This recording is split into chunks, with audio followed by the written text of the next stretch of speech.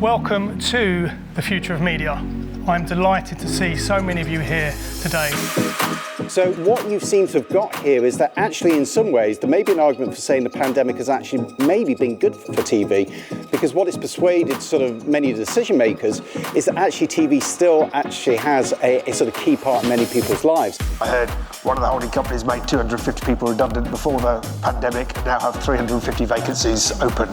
So again, I think it is going to be a problem in how we all attract talent into the industry and keep the industry attractive to that young talent is important. A quote from Benjamin Franklin: by failing to prepare, are you preparing to fail?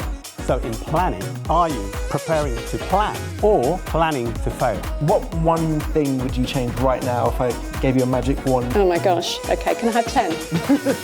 Linear TV will be important for some audiences. It's less important for young audiences, that's true. I think what will happen is that linear will become more like digital, it will become more addressable, it will become more transacted in that way.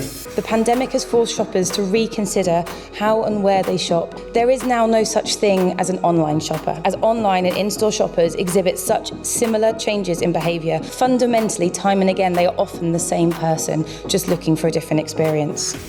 Representation is a word that gets used a lot when we talk about diversity in media, or diversity full stop. And it's something that I'm actually starting to not say anymore, because representation doesn't necessarily mean that me as a black man is going to get my views through media. Going through what we have in the last 18 months, we definitely have seen more cautious advertisers and clients who would probably think that AR is something that is just not relevant to them, actually want to engage and do that kind of test and learning. You could see all of these brands come together into one company, rather like an old school media empire, but in this digital pure play space. And that will give them the scale to potentially change the way that advertising works. Let's not forget that London is a really special place where you get huge amounts of innovation and creativity and so forth.